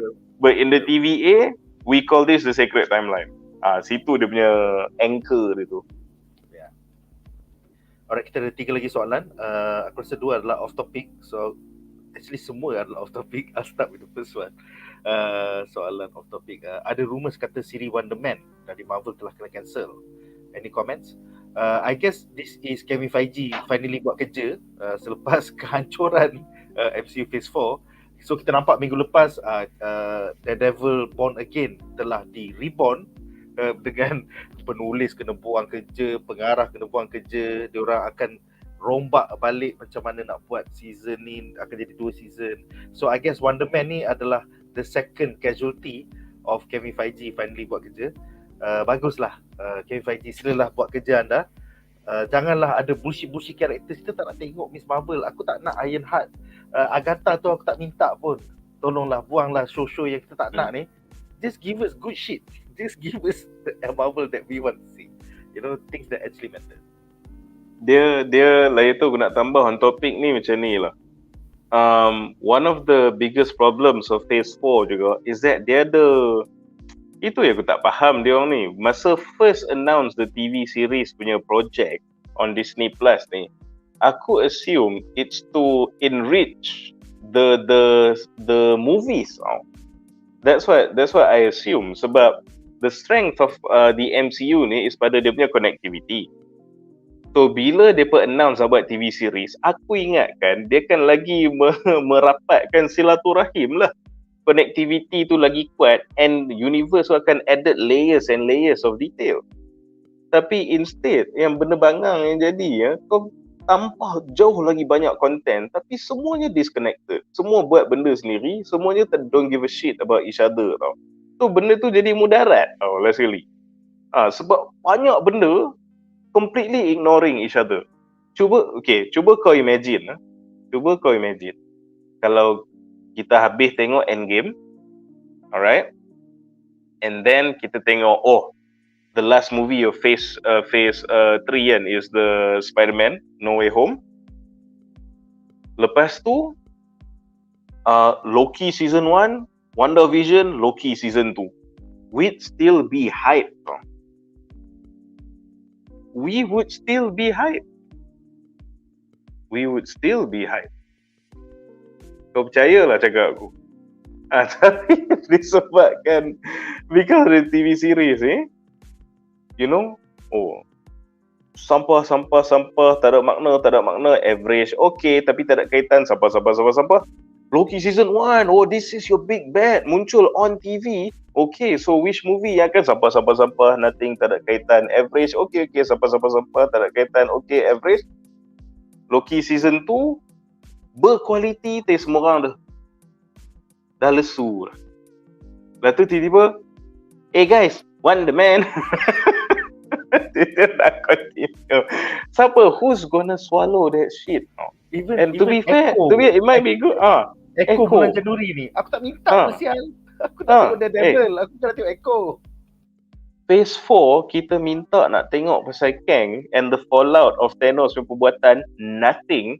And then, nah Echo, nah She-Hulk, nah Miss Marvel, nah Secret Invasion small scale, nah Wonder Man. You know, macam what are you doing? And unfortunately, Feige realised too late after he has lost the casuals. Sekarang casual semua dah don't give pasal kau buat dia yang FOMO, and FOMO for something useless. FOMO for benda yang tak best. Dia kalau kau buat on FOMO, but then the orang yang fanatic ni suka what came out, it's gonna still work. Tapi kau buat the casuals macam screw this thing, and the hardcore pula, what is this shit? So it's just content tapi tak ada makna tau. So unfortunately dah habis satu phase 4 ni, baru 5G wisen up. Maybe I have this very very brilliant idea. Kita patut buat quality over quantity kot. No shit. No freaking shit. That should have been your first course of action. Bukannya dah terantuk a dozen productions keluar baru nak tengadah. This should be the first course of action. Tapi at the same time, I think this is the Capek effect. Pasal bila Bob Chapek masuk kerja, the first thing he did was dia bagi 5G, bagus, kau buat kerja bagus, aku bagi kau manage Marvel Comics juga, aku bagi kau manage Marvel TV juga. So portfolio dia kali 3 sekarang. Lepas tu dia letak banyak middle manager, menyebabkan Kevin Feige tak dapat day-to-day operation. So Marvel Studios Parliament naik minyak, itulah kau dapat dah lah Victoria Alonso tu lesbian. So dia bawa idea-idea lesbian dia. Lepas tu kau ada Brad Winderbaum, kau ada Nathan, semua yang bawa elemen-elemen bangang ni lah masuk ke dalam MCU. Agenda yang kita tak minta pun. So itulah, Wonder Man maybe could have been good, I don't know. But you know, in retrospect, in the light of everything, no more najis, no more tasteless food. We want the main course. And not only we want it now, it's late. Bila lagi kan? We want the main course. Phase 4 ni ibarat kau duk makan roti tak letak butter. Kau makan, dia makanan, kau boleh makan. Kau makan lah, makan 20-30 roti, tak letak butter, tak letak jam, tak letak margarine, tak letak apa je, telan roti putih. Itu phase 4. Yes, betul, banyak konten. Tapi so sekarang baru realize, okay, kurangkan sikit roti tu, tapi the next roti, peanut butter and jelly. Itulah. Betul. So itulah, it's quite worrying because aku rasa hari ni aku baru tulis satu Facebook post tentang there's a new buku baru keluar. It's called MCU, The Rise of Marvel Studios. Di mana Marvel Studios Parliament ingatkan Quantumania is awesome. Macam we did the best. Kan? Lepas tu bila keluar, kenapa orang tak suka? Kenapa pengkritik marah? Imagine tu cakap the how out of touch are these guys sampai you made Kang in his movie silver screen debut. Kau buat Kang kalah, kau buat Kang tak dapat bunuh siapa pun, and then you thought orang akan melompat. Macam what are you guys saying? Alright, so kita ada dua soalan lagi. Dua soalan ni off topic dan untuk Munif. So pertama daripada Aji Chaos, bro. Dia bertanya, Munif dah purchase ke game Spider-Man 2 yang akan keluar hari Jumaat ni? Spider-Man 2 aku ni macam-macam ni. Sebab CD Monster Hunter World aku rosak. Aku macam nak main balik tau. So yang tu nak keluar date macam nak beli baru. Lepas tu aku pun duk timbang-timbang nak beli tak Baldur's Gate. Diablo pun dah tertinggal ni. Lepas tu aku tiap-tiap bulan untuk Genshin dengan Honkai Star Rail dah telah dah. So dia tengok dulu lah macam mana. Aku ni pula bukan jenis yang suka pre-order tau. So aku ni Jedi Survivor pun aku tak ni lagi, tak sempat main lagi. So banyak lah, itu game-game yang aku dah beli pun tak habis main lagi. Aku just kena tengok dulu. Dia tengok reviews kata macam mana. Kalau macam so-so, maybe aku angkut Baldur's Gate dulu kot. Tapi kalau memang semua orang duk melompat kata ni the best shit ever apa semua, then maybe aku akan give it a try lah. But here's the thing, one thing about me, cakap kat korang setiap, bila aku tak tahu ni bukanlah kata apa, tapi aku punya pet peeve sikit lah. Sebab bila aku main game, aku suka immerse. So aku suka game-game yang ada character creation. So bila jadinya that character in game, that's me kan. Aku buat watak tu macam aku, color kulit macam aku, rambut macam aku, and akulah yang tengah save the princess. Akulah yang bunuh naga ni apa semua kan. So saat tu aku macam lagi incline nak main Baldur's Gate tau. So kau boleh create kau punya character. So usually game-game yang engkau lah Miles Morales, you are black kid from New York kan. So macam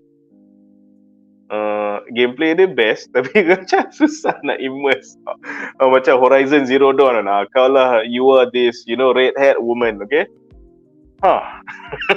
So, the only game yang aku macam watak tu terang-terang bukan aku, tapi macam let's go, itu aku.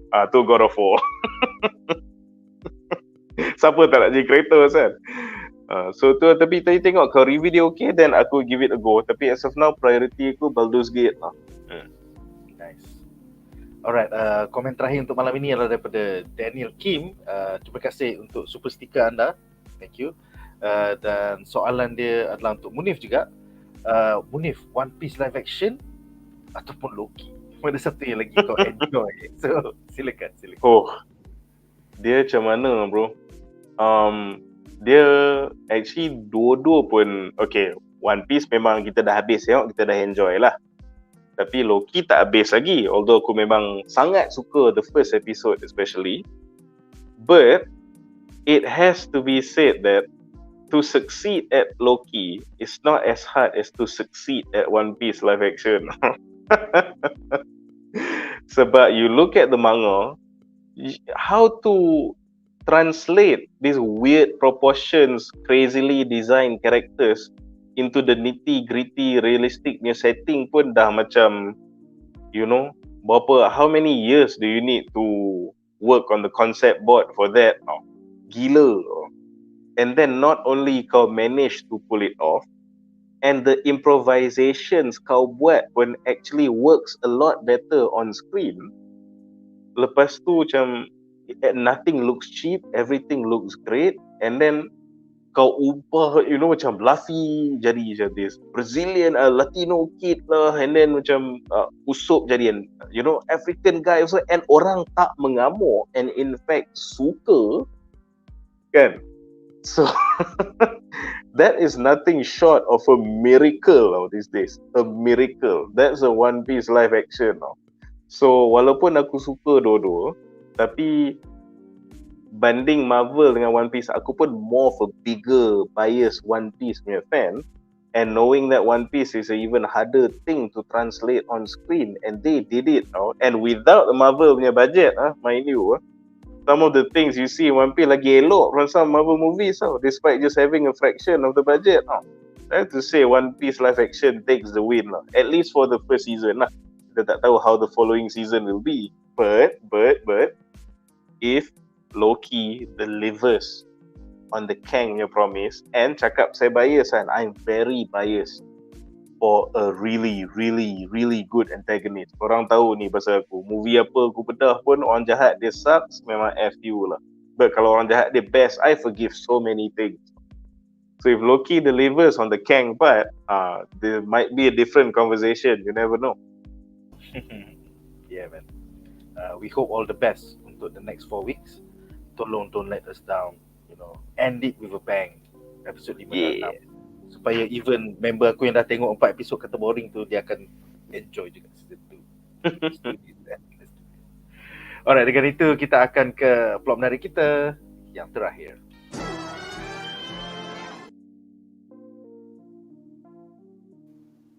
Alright, so selepas kita melompat ke 1972 dan juga 1988, sekarang kita kembali ke TVA HQ, di mana kita bakal membincangkan tentang beberapa ongoing plotlines. So soalan pertama untuk Munif, apakah pendapat anda tentang OB mempelajari bahawa the temporal loom kini bermasalah, dia macam ada error dekat komputer tu, dan dia tak dapat membaikinya unless OB dapat jumpa balik Miss Minutes ataupun He Who Remains to gain access to the operating system. #ticking time bomb. So it's something about, so effectively the temporal loom ialah a machinery yang ambil raw timeline to become the sacred timeline, right? So there seems to be something wrong with it. So apa pendapat kau? Silakan. Okay.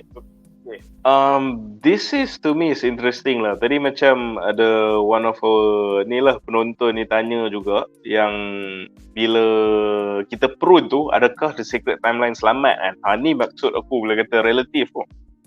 Bila kita prune the branches, prune the multiverse, the sacred timeline selamat from the Kang Civil War. Tapi there are other things yang boleh jadi a threat to the sacred timeline now. So,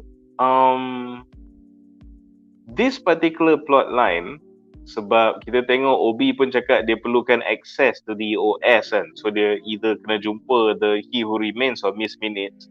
It's a very natural plot point untuk lead to us kena cari itulah Kang dan Miss Minute lah kan. That makes sense. Tapi I'm interested on the bigger implication of this issue tau. Kalau dalam the first episode kita bedah pun aku pernah cakap yang even in the Marvel comics pun dikatakan the sacred timeline ni is at its currently 6th or 7th version dah tau yang sebenar. So the destruction of the sacred timeline is not new. Dia dah jadi quite a few times. So half a dozen times at least kan. I'm wondering if whatever the problem is, could it result in the destruction of the sacred timeline? And kalau the sacred timeline tu sendiri musnah, so what happened? Is it a reboot of everything? Is it a reset? Sebab interestingly so, aku rasa korang pun kalau korang follow group-group Marvel, group-group superhero apa semua ni, there has been, bagi aku lah, unverified chatter today yang dia cakap Feige kata apa, yang the Secret Wars apa semua tu might end up rebooting the Marvel Universe kan, or that's the plan lah, or somehow or rather kan. So this could be the seeds to that lah. Macam kata how do you actually revert or itulah reset balik, say is with the destruction of the sacred timeline lah. So kita, again, this is just realm of speculation. So kita tak tahu what is the nature of the damage tu. Either the damage tu akan destroy the sacred timeline atau akan menghasilkan more branches, kita pun tak tahu.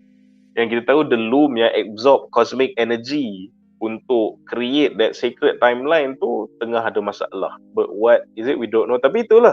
Tak Obi cakap we all gonna die. Tau. Dia kata we all gonna die. So it's safe to assume yang nampaknya the sacred timeline itself is in danger. Tau. Which could lead to a big reset of everything. Kalau kau ingat balik dalam episode 1 bila present Loki went to the future sebelum dia kena prune tu, kalau masa dia tengok vista kat luar tu, yes, the TVA punya HQ tu pun tengah nak hancur in a sense, right? So I think that is episode 6. He went to the future of episode 6 to see apa yang OB tengah cakap sekarang, the destruction of TVA. Yeah.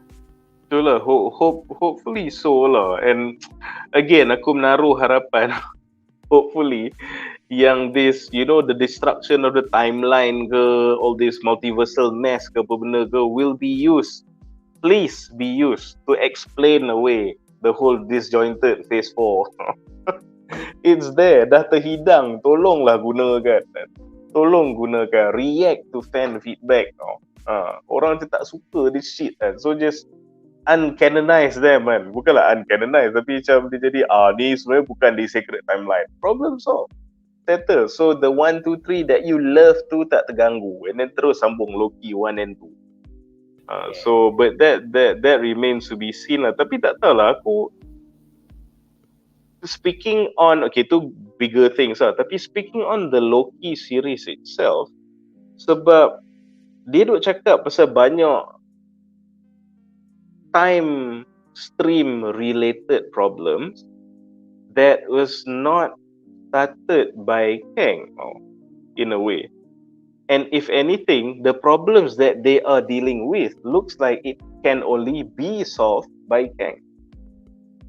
So aku rasa what's gonna happen dalam Loki, again speculation, is not only they can establish the threat of the multiversal Kang or the Kang Council, but it's probably where you see Victor Timely be one of the Kang yang akan be on the side of the Avengers. Aku rasa ni speculation. So dia tunjuk problem ni, tapi nampak macam Kang je boleh solve. And why would Kang solve if he's a bad guy? So it's going to introduce us a good Kang, aku rasa. Which is orang teorikan bahawa OB ni sebenarnya adalah Mr. Griffon, iaitu one of the variant of Kang. Yang eventually, you know, dia ada Kang Enterprises, dia membeli Avengers Tower.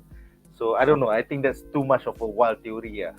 Macam kenapa a Kang variant nak duduk dekat TVA for 400 years and tak ada orang nak kawan dengan dia. I'm like, that is the worst Kang, Zel. Kau supposed to be a conqueror, tapi kau duduk dekat basement macam loser, tak ada kawan. Macam I don't believe it is Mr. Griffon lah. Aku tak percaya. Dia macam tu lah cakap. Dia macam aku pun suka je berteori, tapi kau kena ingat terang-terang pelakon Quicksilver pun bukan Quicksilver. I always go back to that. Tak sanggup dibonerkan lagi. So have fun with the theories, tapi just remember your theories are more creative than the assholes running the show. Betul. Fandom lebih banyak idea daripada babat yang menulis CD-CD dekat MCU. Alright, soalan terakhir untuk segmen ini. Apakah pendapat anda tentang keputusan Mobius untuk tidak search his past life for the fear yang dia akan jadi depressed about what he's missing out on? #jetski. Dia macam, dia tengking tau. Dia macam tengking Loki. Aku tak nak, aku takut. So, apa pendapat kau? The key lime pie scene tu, silakan. Dia masa that very profound scene tu jadi kan, aku start to realise betapa Mobius ni sangat dekat dengan aku tau, in terms of thinking tau. Sebab aku pun macam, you know, some might say I'm not a risk taker, some might say I'm passive lah apa so, or say that to Mobius lah kan. But itulah macam, why would you know what you've lost when you can't do anything about it? Or what kan? Or why would you want to know what you can't go back to and at the same time undermine what has already been your life all along. So why would you do that? Sometimes the price of truth is just not worth paying. It's not. Sebab tu dia kata dia boleh handle kalau macam dulu ni aku kerja tak apa dulu ni jadi pelarian mangsa perang ke benda ke okey lah jadi sekarang kan. Kalau dia tengok time tu dia anak datuk ke apa ke. Wah sial lah best gila. Minta dia abah anak apa semua dapat. So why would you want to know that? So macam that's actually not being passive. It actually takes strength untuk that's actually a sacrifice on Mobius punya part. Sebab he's built himself a life here in the present, in the TVA. Dia ada dia punya purpose. Dia ada dia punya mission and vision, ambition. So macam just ruin that for what? Okay, to know the truth. And then what does the truth do? As far as he's concerned, okay, we all know yang kita ni dah dicolek, kita kena mind wipe from our respective timelines, what have you. That much already cukup lah. What more? Because that knowledge is helpful to perjuangan dia in the present. But beyond that, beyond that, how is that helpful? Selain pada just buat dia sakit hati. So I get why he doesn't want to know. Aku pun tak nak tahu kalau macam okay, kita of course macam as Malay Muslims we are not about that reincarnation lah apalah kan. Itu kepercayaan orang lain. But assuming let's say if we also believe in reincarnation kan. Then kau tengok macam itu aku tahu aku punya past life. Dalam past life aku was tak tahu King of Macedonia ke apa, tiba-tiba hidup dengan mewah kaya raya kan. Okay, so how does that help me now kan? Aku sakit hati, betul. For what? So yeah, it's okay Mobius if you never know. But in your present life, in your current life, aku harap kau eventually dapat jugalah naik jet ski tu nanti. Aku rasa akan. Because kalau korang tengok trailer for this season, ada nampak yang Loki tengah time sleeping in front of a jet ski punya kedai. macam makro ataupun giant for jet skis. So I can't wait man. Maiden of jet skis, something like that. Maiden jet ski. Alright, so kita ada 2 soalan untuk segmen terakhir ni. Pertama, Zarif Yusri Channel bertanya, korang tak rasa ke setiap branch timeline tu ada TVA yang lain-lain? I think kalau ada, dah lama kita dapat TVA war antara TVA ni gaduh dengan TVA sana. Kau nak cantas aku punya timeline, aku cantas kau dulu. So dia akan gaduh siapa is the secret timeline. So that's why I think there is only one TVA. Dia kalau kau nak senang sikit faham konsep ni, is that okay, dia ada secret timeline. Tu secret timeline tu dah pecah into the multiverse. Ada an infinite amount of timelines and universes. Betul. Tapi the TVA ni is outside of time. The TVA macam tu lah kalau kau tengok lah episode 1, dia boleh nampak the secret timeline tu as satu branch, masuk dalam loom, pecah jadi banyak kan. So macam Obi, Loki, Mobius, dia orang tengah tengok this whole thing jadi kan, nampak the secret timeline pecah. They are looking at the time stream. Where are they standing? Itulah TVA. Dia di luar that time stream. Out of time so that they can see. So sebab tu dia boleh tengok seketul, nampak the timeline. Sebab tu masalah season 1 pun bila dia pergi to the Citadel at the end of time, jumpa He Who Remains, dia pun boleh nampak dekat luar tingkap tu, the timeline berancing, pecah kan.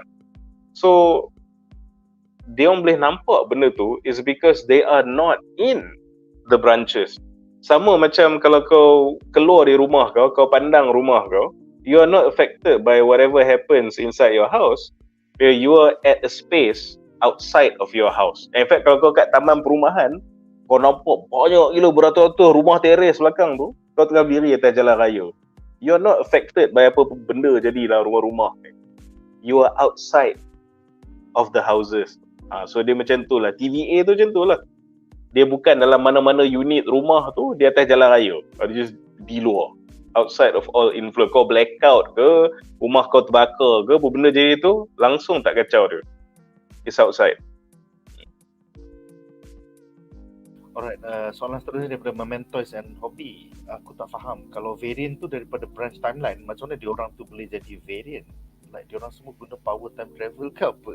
Kalau Loki faham lah, ni manusia biasa like how diorang wujud di sekeliling the Nexus event yang telah mengcreatekan branch timeline tu.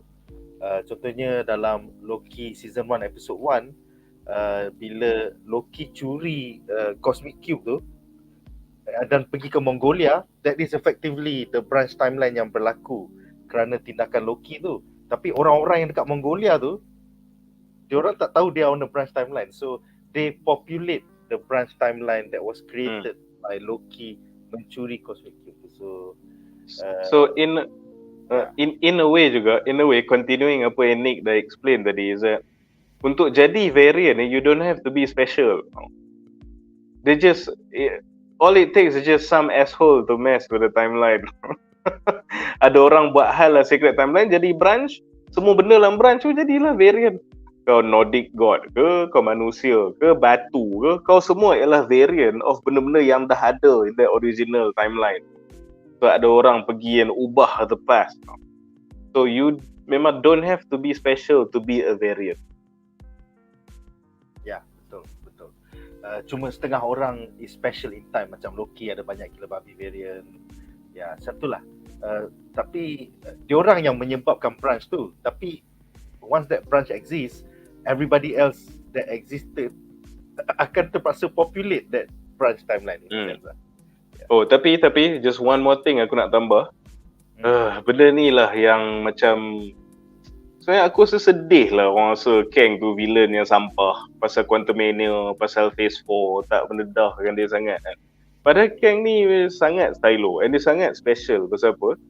Sebab tadi kita cakap saya variant, and walaupun aku cakap you don't have to be special untuk jadi variant, just someone kena mess with time and jadi branch, ada semua variant kan. Tapi kenapa dia dipanggil variant tu is sebab bila jadi timeline baru tu, ya Tony Stark tu tak tentu jadi Iron Man in that new timeline. Lepas tu macam Black Widow tak tentu jadi your super spy dalam timeline, or Hulk tak tentu jadi lelaki pun in the branching timeline. You never know dalam what if tu kan kita tengok what if. Yeah. So sebab tu dia dipanggil variant tau. So yes, macam aku cakap, you don't need to be special to be variant. Tapi kenapa Kang ni sangat stylo is that he is a unique existence in the multiverse. Pasal walaupun Council of Kang yes banyak variant Kang, tapi dia saja yang in every universe akan jadi the same person. Dia ialah a very highly advanced time traveler yang berniat nak improve kehidupan of all the multiverses, but in the end frustrated and just decide lagi senang untuk aku conquer you idiot. So in every timeline Kang ends up like that. So which actually further explains kenapa He Who Remains sangat takut dengan the branching timeline tu, because there's not gonna be suddenly sweet Kang kat sini, understanding Kang di situ. Tak, every branch will lead to a fucking psycho Kang. Tantah lagi teruk pun, there are branches where the Kang variant is a Galactus. Pun ada ke the Time Eater ke apa benda tah nama dia kan. So yang uniknya Kang itulah. Walaupun online what if, kau tengok what if lah, semua orang jadi lain benda semua kan. Kang throughout the multiverse remains Kang. Yeah man. Alright, seterusnya kita ada 3 soalan lagi, 2 off topic, so we go with the on topic one. So dalam Multiverse of Madness tu, dunia di mana kita jumpa the Illuminati, Earth 823, is that a branch timeline atau a secret one? Aku tak tahu cara nak jawab ni. That's a branch lah. Aku rasa macam bagi aku that's a branch. Sebab for one thing, kalau in the context of the MCU, benda yang dipanggil the sacred timeline tu is the movies that we have been seeing in the cinema so far. Betul tak? So benda yang dia tengok dalam Multiverse of Madness tu, yang tiba-tiba ada Black Bolt sekali lawan dengan Thanos lah, semua macam that thing never happen in dekat wayang yang kita tengok kan. So we can assume that is a branch lah. Sebab the sacred timeline is the shit yang kita tengok at the cinema. That's the sacred timeline. So kalau benda tu tak pernah tengok di wayang, then it's safe to say that that's a branch. Nice. Alright, so sekarang kita ke soalan-soalan off topic. Pertama daripada Hyrule. Which one panelist more excited every week? Gen V ataupun Loki? Aku rasa Gen V, because Gen V is new ground. Dia ambil 8 isu daripada The Boys, tapi dia adun jadi benda dia sendiri. Tiba-tiba kita tak jumpa Godolkin, kita tak jumpa parody X-Men, but Godolkin University is like a new spin-off idea yang pada aku lagi cool daripada anything yang MC buat. Pasal every time MC buat something, it's like, okay, ni daripada komik Thor tahun 70-an. This is something totally new. So I'm enjoying Gen V every week. Munif? Dia macam aku cakap lah, aku apa benda aku ada an antagonist punya bias. So aku lagi excited untuk Loki. So aku nak tengok they do Kang right. So which every episode aku harap, this is guys, this is what I mean when I say get hype for Kang. So satu aku lagi excited untuk tengok Loki with the hopes that they better set up Kang lah. Again, antagonist bias kan. Tapi itulah Gen V pun aku enjoy juga, but the other reason kenapa the excitement tu is more to Loki, pasal at the same time aku baca comics for both. But when it comes to the Boys punya universe, aku lagi hype and excited for the stuff that happens in the comic. Kalau macam Nick, dia betul ke dia refreshing because he's breaking new ground. Tapi I'm the type of guy who, there are some crazy shit that happens in the comics. I want to see that live action. Aku punya excitement situ. So sebab Gen V ni is macam telling their own thing. Lepas tu macam dengan Godolkin pun tak ada apa semua kan. So but I'm enjoying it. Make no mistake, I'm enjoying it. But as a comic book fan, I'm more excited for Loki because aku suka antagonist dia. And aku nak tengok that shit yang aku sangat hype and sangat suka in the comics. I want to see that happening in live action. Well, Gen V is not showing the things yang aku happily baca in the comic. So that's the reasoning lah. Tapi Dodo best so far, whatever it is. Yeah, man. Kita bulan 10, bulan 11, bulan 12 ni tak banyak movie superhero, tapi kita ada banyak siri superhero.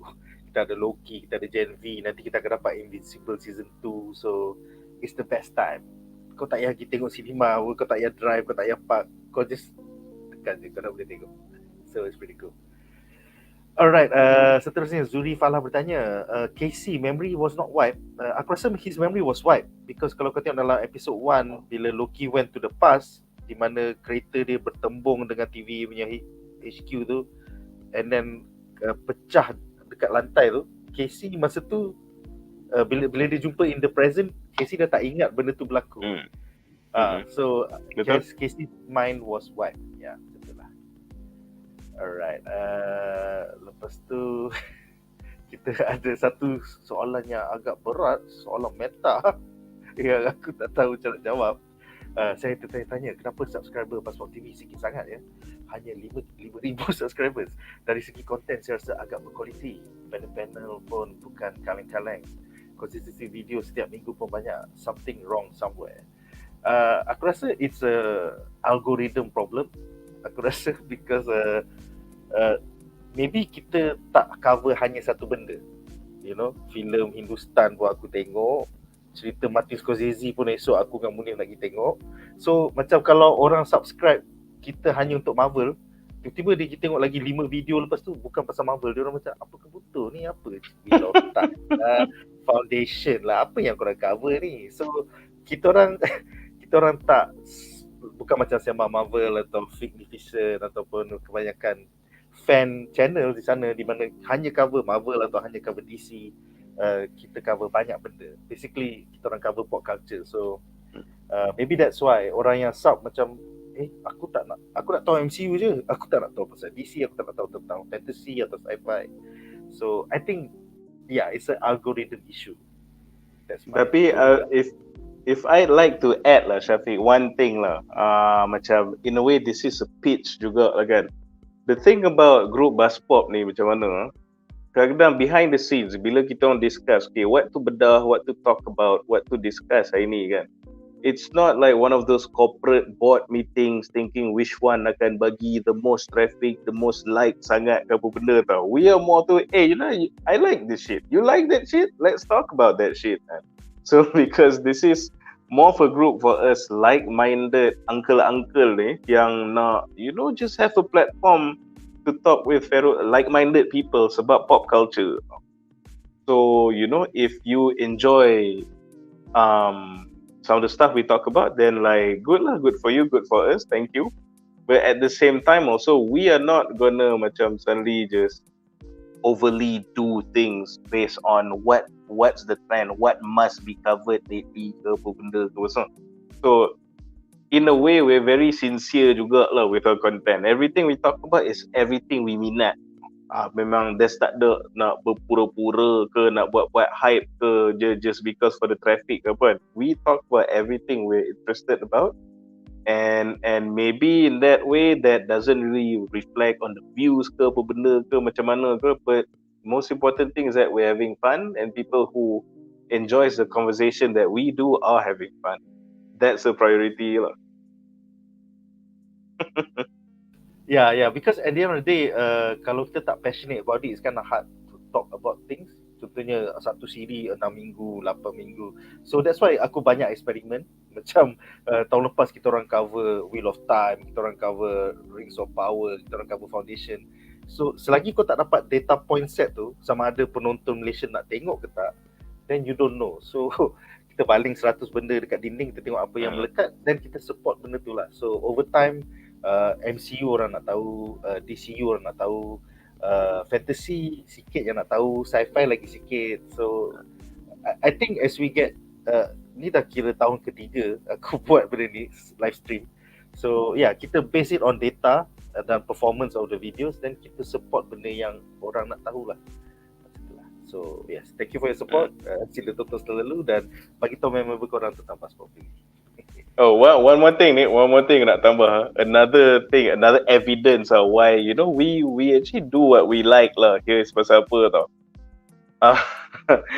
The Last of Us season 2 confirm orang akan hype, confirm orang akan meletup. Oh, there's this big moment gonna break the internet, apa semua kan. Aku dengan Nick memang tak mau cover. Because we are bored out of our brains about a series with zombies but with no zombies. So makan strawberry bro. Makan strawberry. So walaupun dia akan hype, banyak gila traffic kalau we talk about it, cover it, most likely we're not gonna do that shit lah. Most likely. So this is just, you know, our content is very sincere lah. Alright, thanks for all the support guys. Okay, so dengan itu yes, definitely The Boys Season 4 kita akan cover. So benda-benda yang barang-barang yang best, yang data dia tunjuk orang nak tonton, kita akan cover. Tapi macam Star Wars aku makin lama makin merudum, macam tak minat nak cover. So tengoklah. Alright guys, so dengan itu kita akan ke segmen terakhir malam ini, iaitu harapan kami untuk episod minggu ini.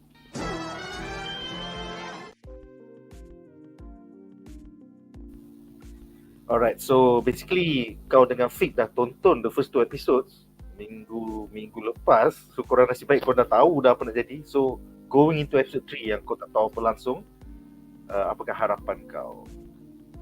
Because tak ada proviso di mana Alif kata boring, episode 3 dan 4 boring. So aku takut sekarang. So silakan. Dia tu lah, okay, just a bit of a story lah. So masa kita orang tengok the first 2 episode punya premiere tu, memang aku yang sangat enjoy lah. Rasa Fik pun will agree with me. We enjoyed the first 2 episodes. And waktu Alif pun ada sekali, dia lagi power, dia dah tengok 4 kan. So dia ada juga masa premiere tu. So after we left the cinema, aku jumpa Alif, aku tanya dia lah macam, I really like the first 2 episodes. So please tell me that the next 2 episodes yang kau dah tengok, dia akan ada escalation tau. So aku dah macam gidi gila, dah tak sabar. So Alif bagi tahu aku macam ni, dia cakap macam Nick kata, dia find it a bit boring. And the reasoning behind dia kata kenapa a bit boring tu is dia cakap, Munif, you minta escalation kan episode 3-4. Dia kata episode 3-4 bagi dia is more of the same. So that was the reason. Macam dia kata tak ada escalation sangat. So I'm actually glad that Alif told me about that.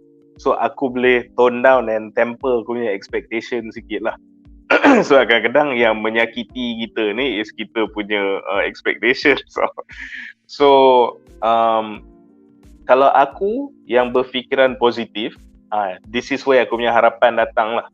Kalau betul macam Alif cakap, episode 1, 2, 3, 4 is pretty much of the same tone, dia tak ada escalation sangat, then harapan aku is that okay, I will be patient for episode 3 and 4 yang akan datang ni kalau tak ada escalation sangat.